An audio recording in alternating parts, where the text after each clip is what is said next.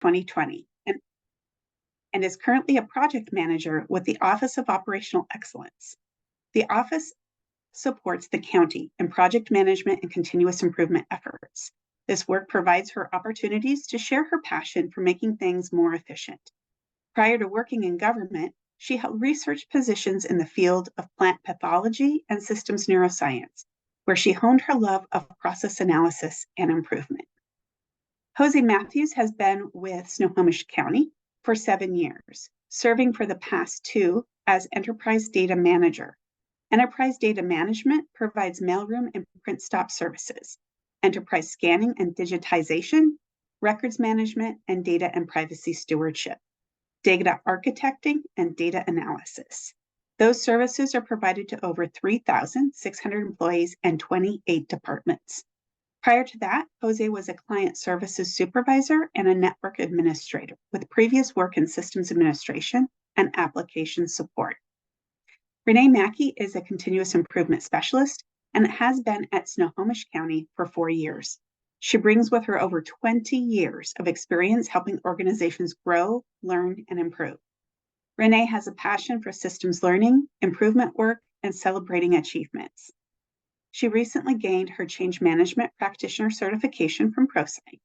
When she's not at her desk, you'll find her on the golf course, working hard to improve her game. Thank you. I'm going to stop sharing my screen and allow the presenters to do their thing.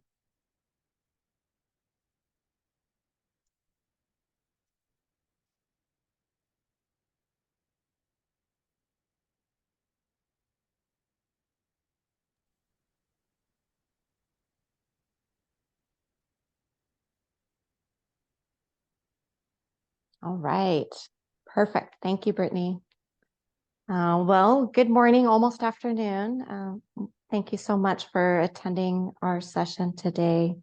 We are very excited to share with you the work that we're doing, and let's go ahead and get started. First, I want to introduce our team.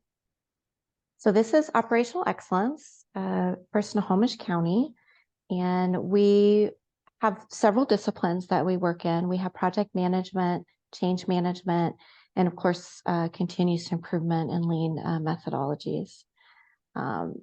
We strongly believe, and you'll see this come through in our presentation today, the deep process knowledge that we can help staff learn really helps to exhilarate where they are in the business, what they're doing, and it gets them empowerment, right? That's the biggest thing, is empowerment to make those improvements and to find those better ways.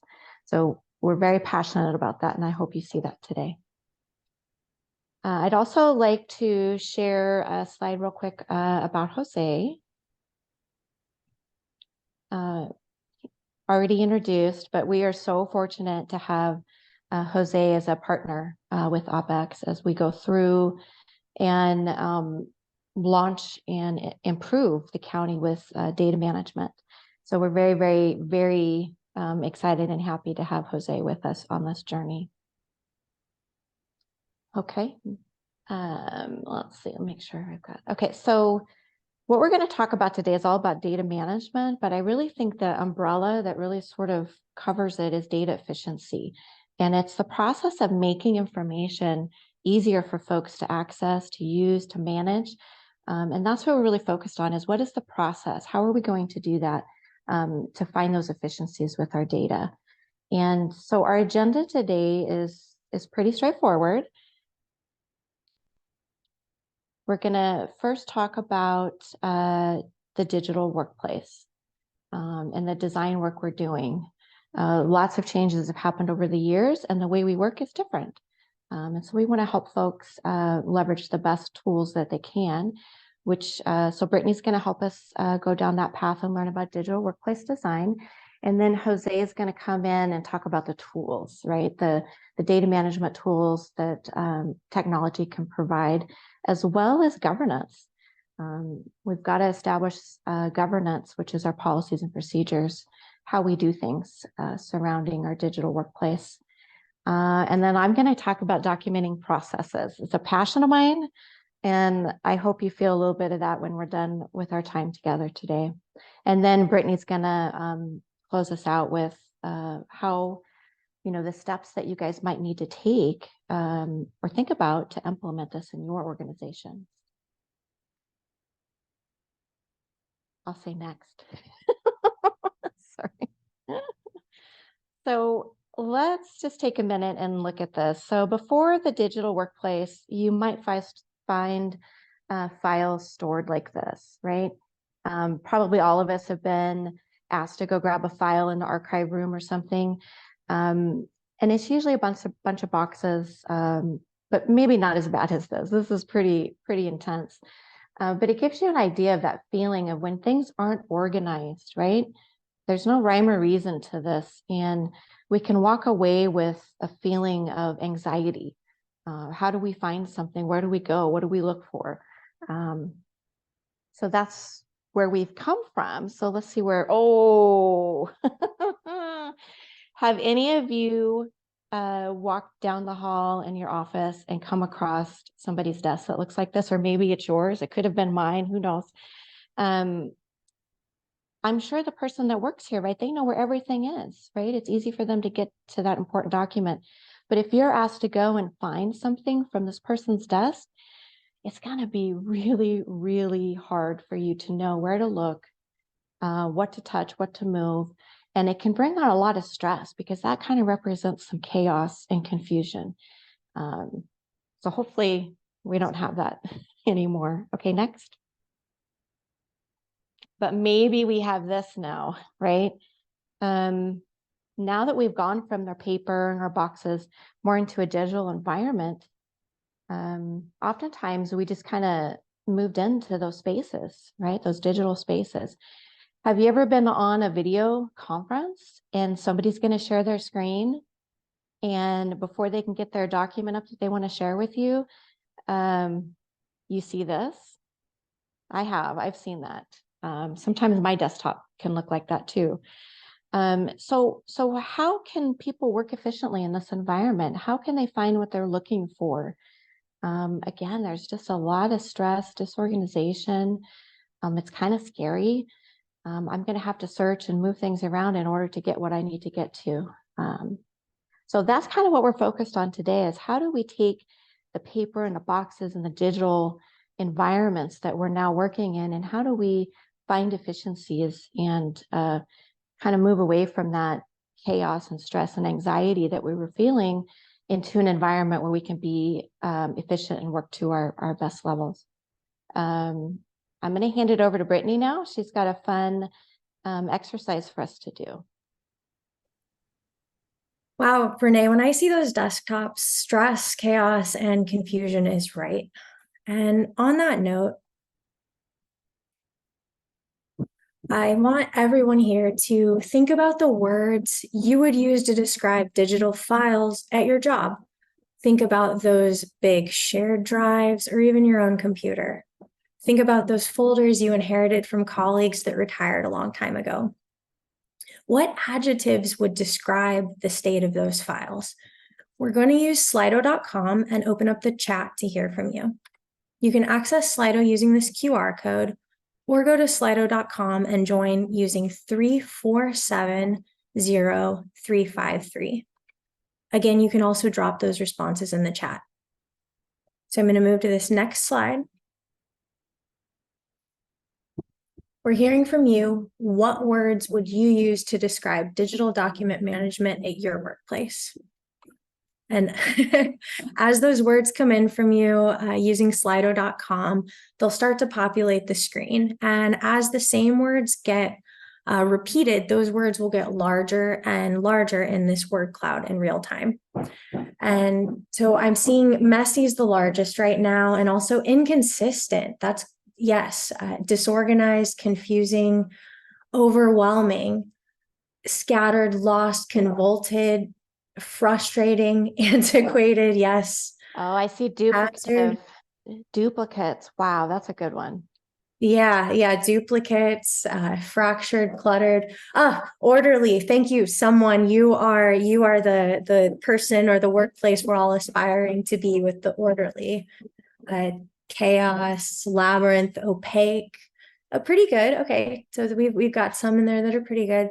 And yes, that stress, that hard to find. And so we're definitely seeing inconsistent being the largest here. And so I want you now to think about what's the root cause of all of this dysfunction. Why are our digital files messy? Why are they inconsistent or disorganized? How did we get this way? To answer that question, I'm going to take you back in time to the advent of the personal computer. So what you're looking at here is the evolution of the desk during the advent of personal computers in the 80s and 90s. Now, we started out with lots of physical objects on our desk, things we needed to do our jobs. We had our physical calendars, our Rolodexes, our phone books, our encyclopedias, our notepads. There were all these different objects on our desks. But as we moved into the 2000s and on to present time, all of these physical objects were replaced by applications on our computer until where we are today. All you really need to do your work in the modern workplace is a laptop and a cell phone.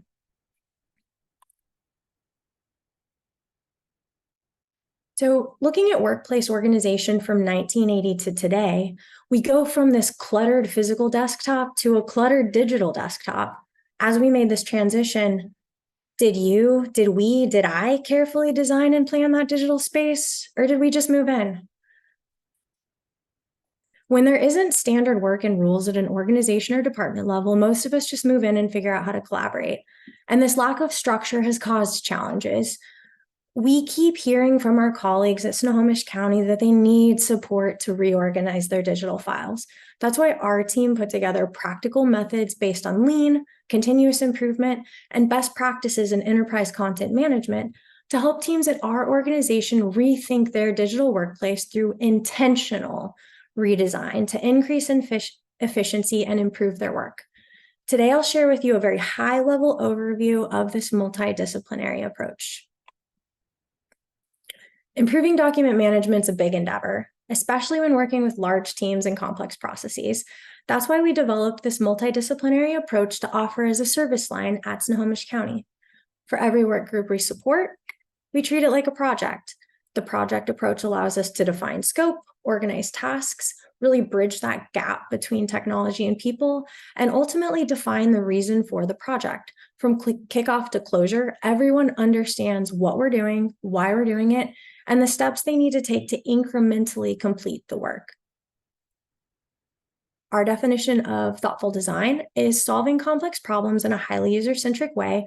We bring in every team member to contribute to process analysis of their document workflows, requirements gathering based on their unique business needs, and construction of the future state of their digital workplace.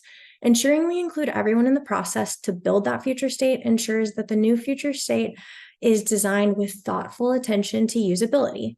The goal is that that future state is customized to meet the diverse needs of each group we work with based on their specific business requirements and also their individual team requirements. 5S is a classic tool for increasing efficiency and improving organization of physical workspaces. In a couple slides, we'll talk about how we put our spin on 5S to apply it towards organizing digital files.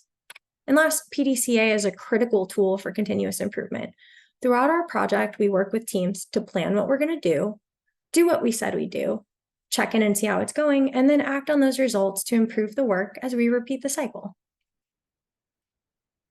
As continuous improvement practitioners know, 5S is an amazing method to create efficient workspaces originally developed by Taiichi Ono for use in Toyota production facilities in Japan. Here's a clutter desk on the left before 5S. Papers are everywhere, tools are hard to reach, and it's not clear where everything needs to be stored.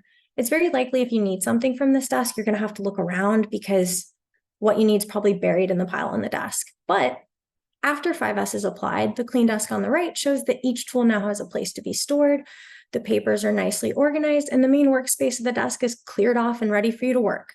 Everything on the clean desk is easy to see and reach. As I mentioned, this process came about because staff at Snohomish County expressed a need for help cleaning up their digital files. To meet this need, we adapted 5S to be used for digital files. During the first phase of sort, files that are needed are separated from files that aren't needed.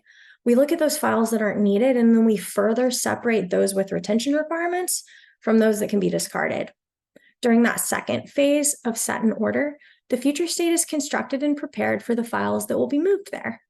During the third phase, sweep, we move the files to the new state and we add visual cues such as labels, color codes, applying naming conventions, things to make it look better.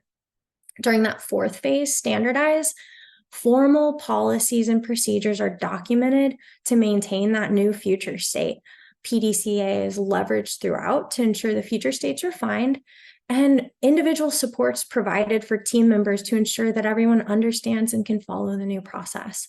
And finally, during that fifth phase of sustain, practices are put in place to ensure ongoing maintenance and continuous improvement of the new state. We fold this 5S process as an intermediary step into our overarching project process. But before we embark on the 5S cleanup, we need to carefully plan the project to ensure success. We plan the project using an assessment phase to define the who, what, where, when, and why. We gather the whole team to participate so we can all share an understanding of their process and their requirements. We take all the information gathered, we combine it, and we put it in this assessment analysis document. Now, a major component of this document is the process analysis that creates and transforms the team's documents.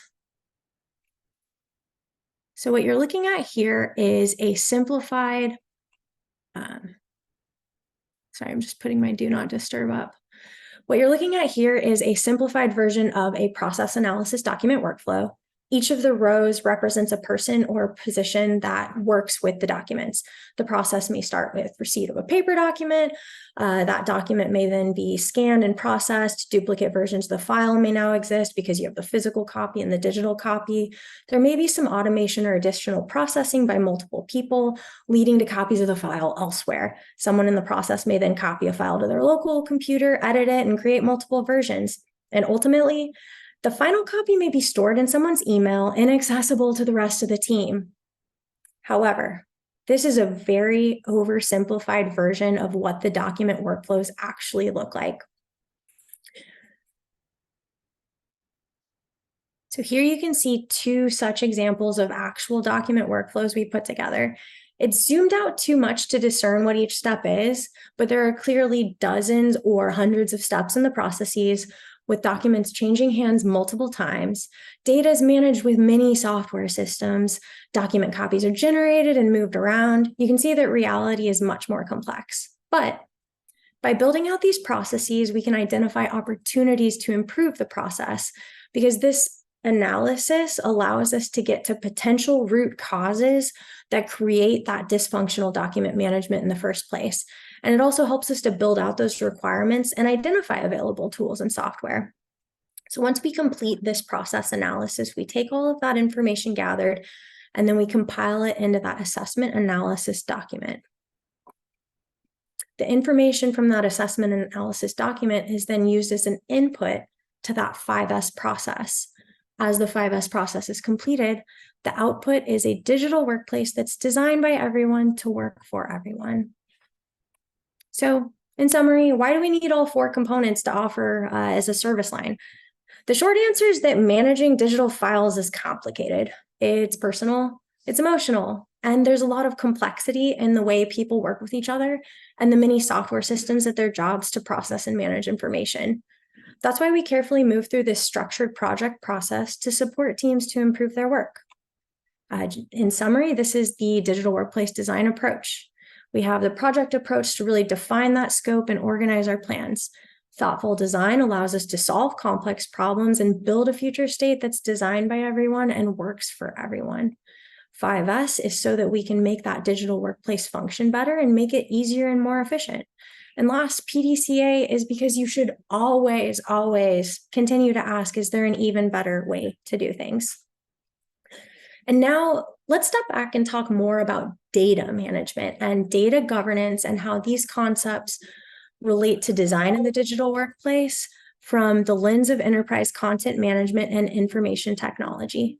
Take it away, Jose.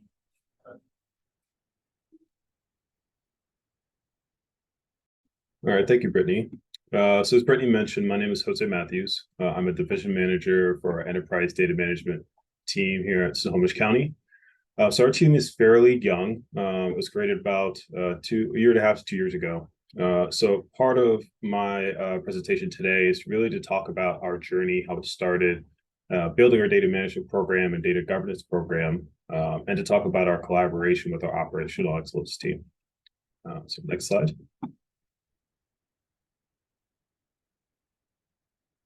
So whenever I talk about the data governance or data management, I really like to start with the basics, right? A lot of folks in discussions regarding data governance, data management tend to use those terms interchangeably. So I love this graphic because it really talks about the differences between the two, right? In the center, we have data, information, and content life cycles. And to the left of that, we have data governance, which is the oversight, that high-reaching strategic planning surrounding your data program, right? What you want to do. It talks about long-term goals and objectives and things that you want to accomplish, like the policies, right? On the right, you have data management, and that's the execution of that strategy, the goals that you have at the governance level. And so my favorite comment at the bottom, data governance is about doing the right things, while data management is about doing things right. I love that quote. I'm going to put it in my signature. But I think this image really encapsulates the differences and kind of the structure between data governance and data management. Next slide, please.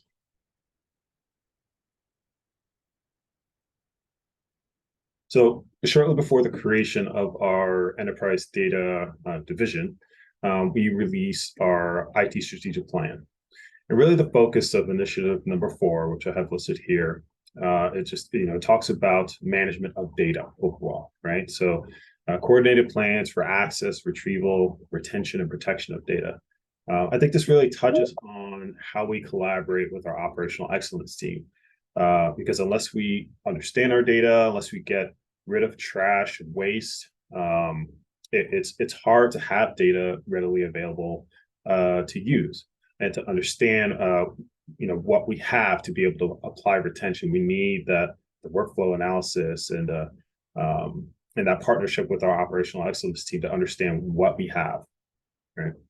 It's the key to the work that we do. Next slide, please. So as we started our data management journey, like any new program, we created our mission and vision, or vision and mission. So in our vision, we see it's really just understanding that data and information has value, has risk, and creating a lifecycle management surrounding those physical and digital assets, right? So it's really just kind of like education and understanding with departments and our county staff to know that we have paper cabinets full of documents and boxes, what Renee and Brittany showed earlier in the slide deck. And our digital assets are the same. Just because we have terabytes of available storage that lives in the cloud or in the ether somewhere, quote unquote, storage is cheap, right? We still need to take care of it. We still need to manage it.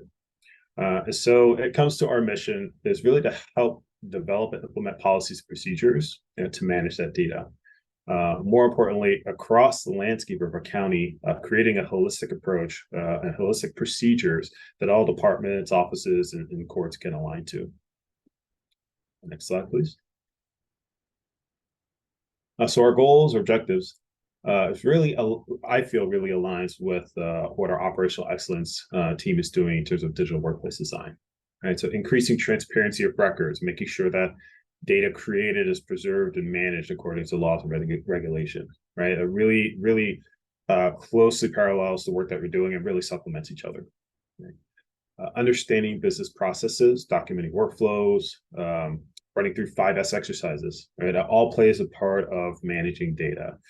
I mentioned before about having kind of that unified approach, that county-wide holistic approach to policies and procedures regarding data management. And then we also get into kind of the fun and sexy stuff regarding data analytics, right? But you can't have good business or data analytics if you have trash data, right? So it's important to take that approach of efficiency and streamlining and understanding what records you should and shouldn't have before you start to dig into business analytics. Okay, next slide. So now we've talked about data management and how our program started. We talk a little bit about our data management tools. So probably similar to most folks on this call, we're a Microsoft shop. And similar to what most folks have, we also have network drives, right? That was kind of the technology, back in the day where you throw what you need to access or work on network drives. And essentially it's become a dumping ground for documents and data, right? And so we really focused on driving our solutions in Microsoft, and specifically in OneDrive, SharePoint, and Teams collaborative workspaces, right? So rather than having, like Brittany said, rather than having copies of documents in multiple network drive locations, you can have a single document or single record that folks can collaborate and work on it in real time without creating duplicates, right? At least that's the goal anyway, right? Next slide, please.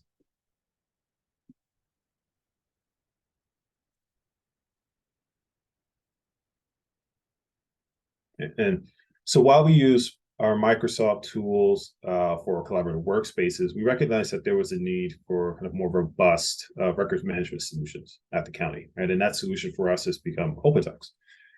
So a little history about how OpenText came to be. It started out as a solution for our permitting department, right? And specifically as a back-end solution for their main permitting application. So recognizing that OpenText had a lot more to offer than we were initially using it for, we elected to use OpenText as our enterprise solution.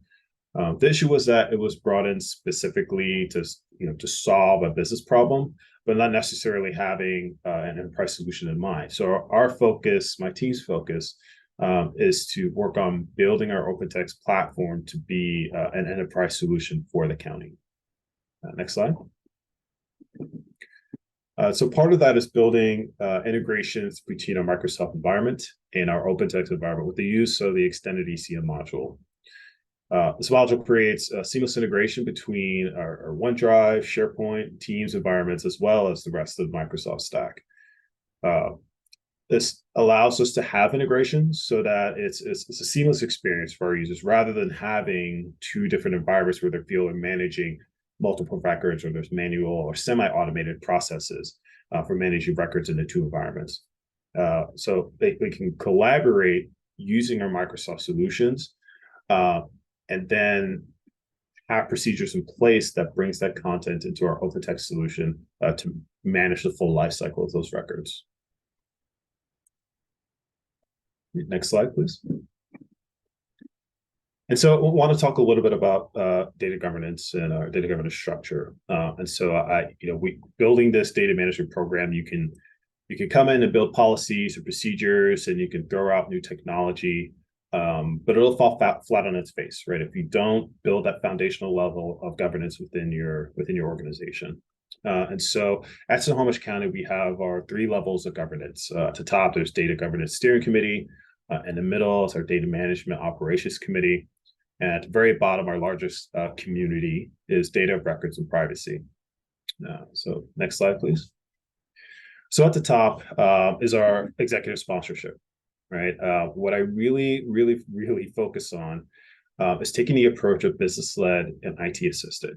And so, with a new program, new position in my role, if I come into someone's, business or workspace and say, hey, this is how we're going to do things, this is how it's going to be done. I'm not going to get anywhere. It's going to cause friction. You're not going to get anything completed. And so it's not my goal to come in and implement tools or procedures to tell people how to do their work. It's business-led. So whatever business problems they have, IT, my team, is assisting in providing solutions, right?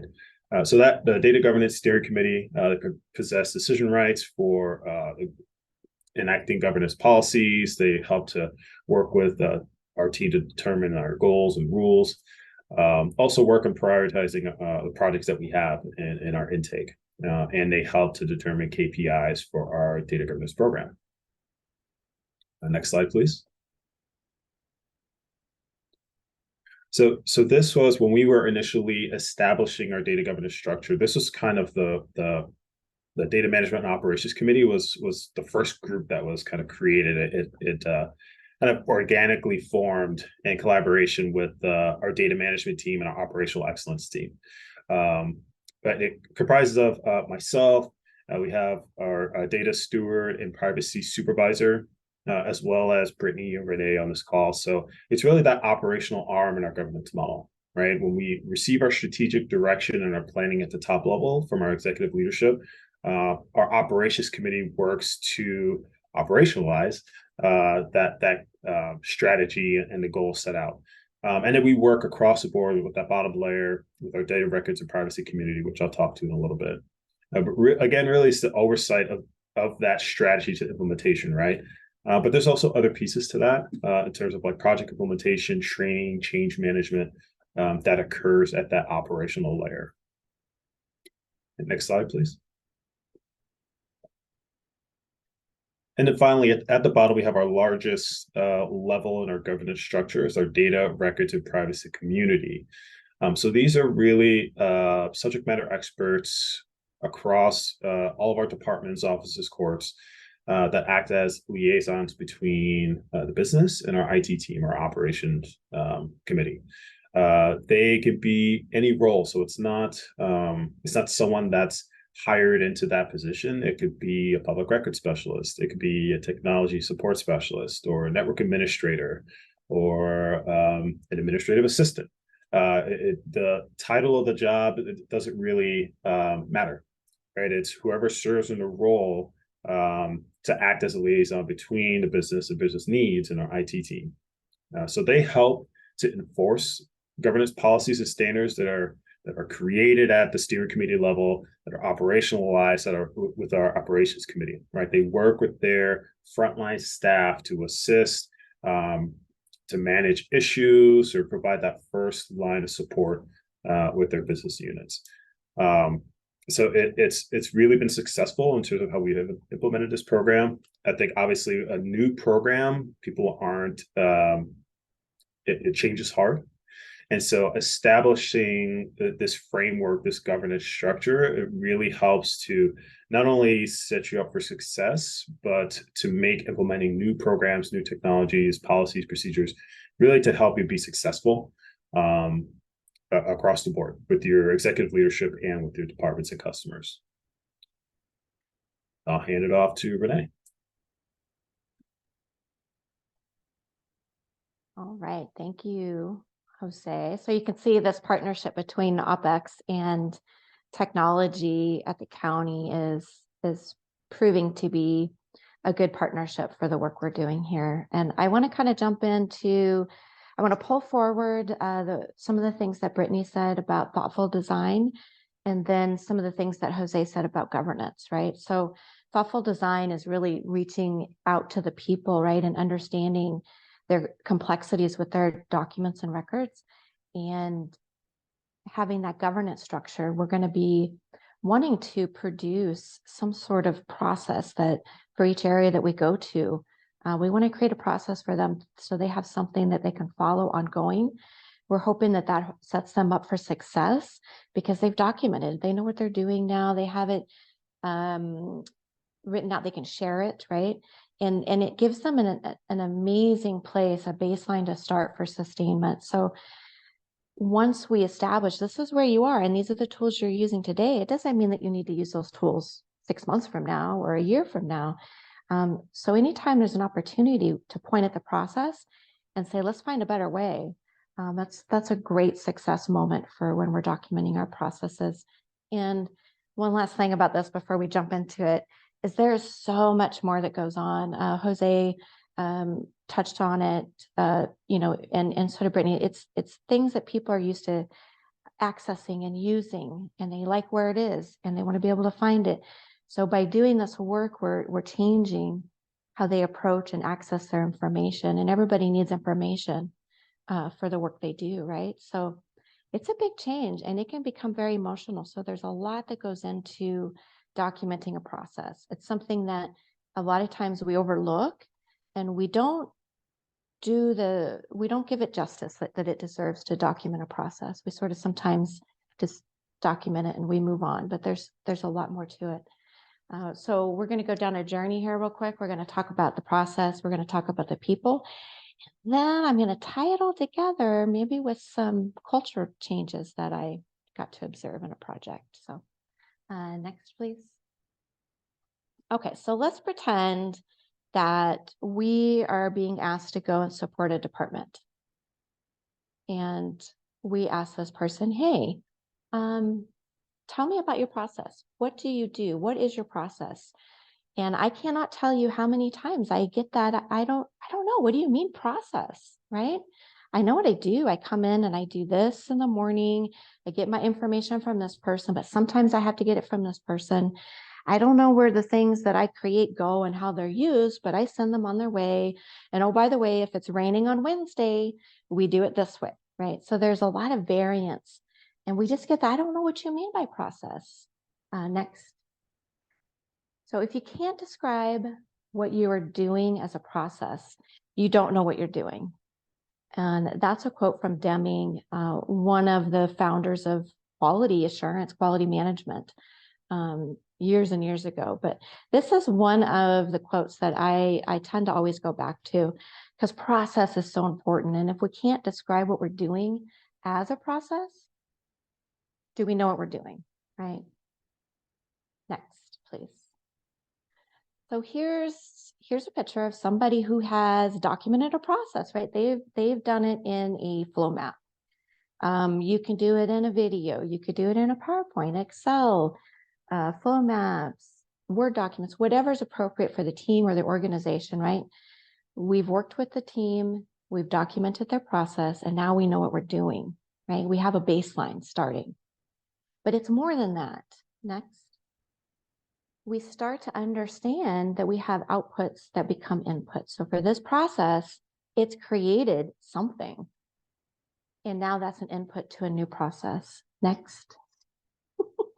And then that creates another one. So we keep doing this over and over with this project of workplace design, and we start to see all of these connections start to happen, because when one person does what they're doing, they create something, it becomes another person's output, like a swim lane, right? When you pass things from one swim lane to another, you're passing information, data. Next. And when we do it enough, guess what we get? We get a system. I call it system of process, but we get a system, and those wheels, those gears are churning, and they're pulling information to and from all of these processes that we've defined.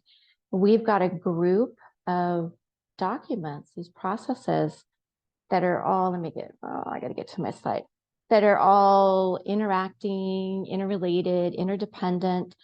People and the process together are cooperating, they're organized, and they're supporting each other.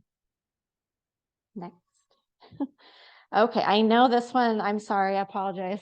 It's a lot to look at, but I'm gonna walk you through the story, and I think it'll all start to make sense what's going on here. So system of process. So I was asked to come into an organization, or I'm sorry, a department that had undergone a ton of change over the last few years. A lot of growth too, a lot of new people joining the organization. And they had bought some software, some brand new software. They were very excited about it, but they wanted to make sure that they were going to be implementing and utilizing the software to its fullest. It was something new they hadn't used before. And so they called me in, and I'm like, yeah, let's do this. So guess what my first question was, of course, right? What is your process? And I got the same thing. Well, what do you mean, what's my process? I do this, I get this from this person. Sometimes I have to go over here. If it's raining on Wednesday, I do it a different way. So there was a lot of variance and a lot of room for opportunities to standardize and streamline some of these and find efficiencies. So I spent some time talking to each group. Next. And I started drawing these these orange lines back and forth. And they represent when something is an output from a process that becomes an input to another process.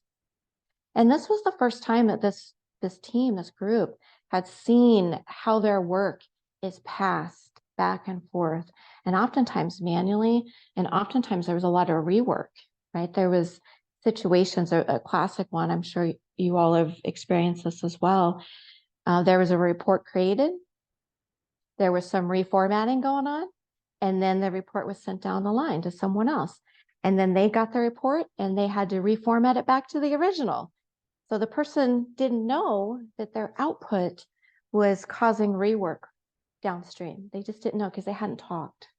So the more we drew those lines back and forth, the more we talked, things started to change with this team. Before there was kind of like these silos, as you can kind of see in there in the drawing, there's these groups, these silos. And as we started talking and learning that things, information and data, things that we needed were getting moved back and forth, we started to feel more as a team, more as an organization that needed to work together a little bit more and understand how could we do this better? How could we find a better way? And honestly, we had these for several months with all of these teams.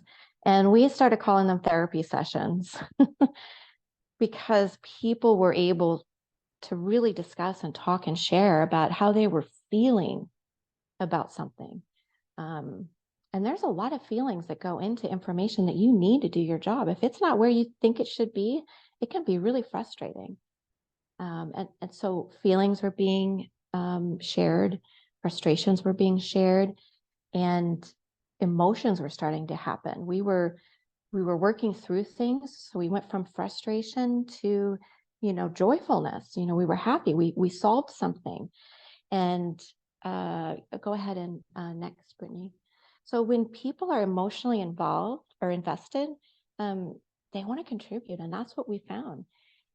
We started with a smaller group, and then that grew and grew and grew. And we ended up with a pretty large group of people that were invested, and they all wanted to contribute to this future state that they were driving to. They couldn't quite see what it really looked like. It was still kind of fuzzy, foggy, but they could feel it. But the best thing is they were in the driver's seat. They were the ones that were deciding what they could do better, how the software could really support them and help them, and how they could help each other. So we started feeling this energy, this feeling of collaboration and support that we didn't have when we started. Now, I'm not an expert in culture. I'm sure many of you are on this session today, but that feeling that we were having, I gotta believe we were feeling a shift in culture.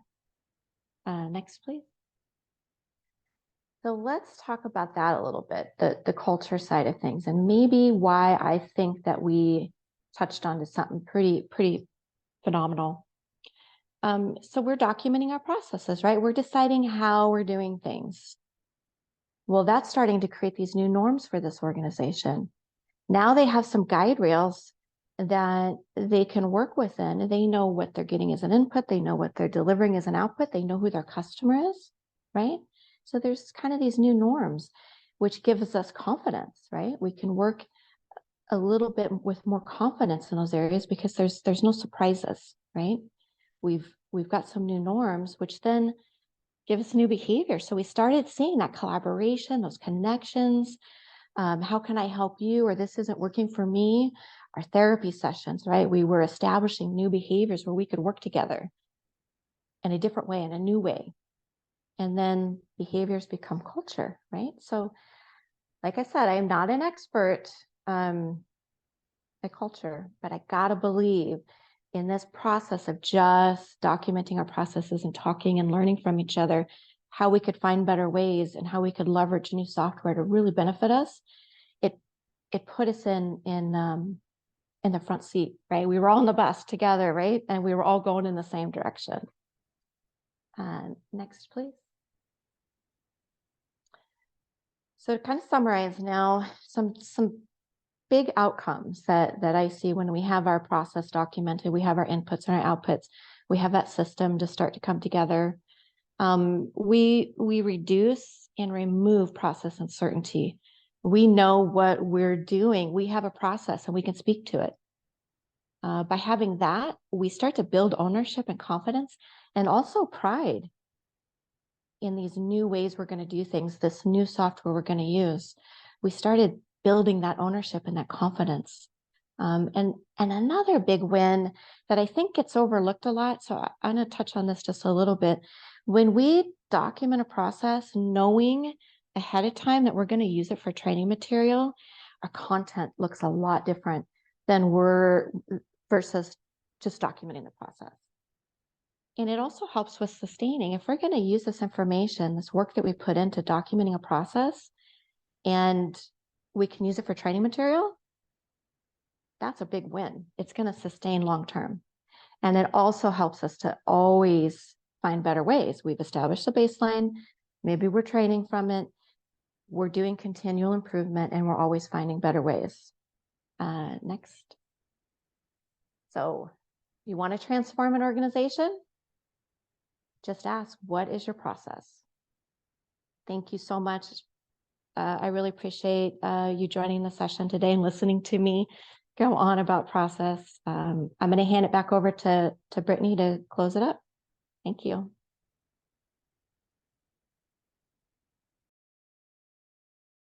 Let's talk about next steps. What can you do to implement similar efforts to what we've done at your organization? Now, please forgive me in advance for the wall of text that I'm about to share with you. This is your call to action slide, and I want to ensure that when you look back at these slides later that you have the words here for you to reference. So number one thing you can do, get people on board to support the effort. Partner with interested parties to build a process tailored to your organization. You can see efforts like this at our organization. They take our IT team, they take our operational excellence team, and our larger data steward community to push these efforts forward. You could also conduct a pilot project with a small team to build and refine your own process. Celebrate success as you continuously improve your process and bring greater efficiency to document management at your organization. I know seeing the joy that people get from improving their own work and being able to do their work more efficiently and find the things they need more easily, it really gives inertia to the cause.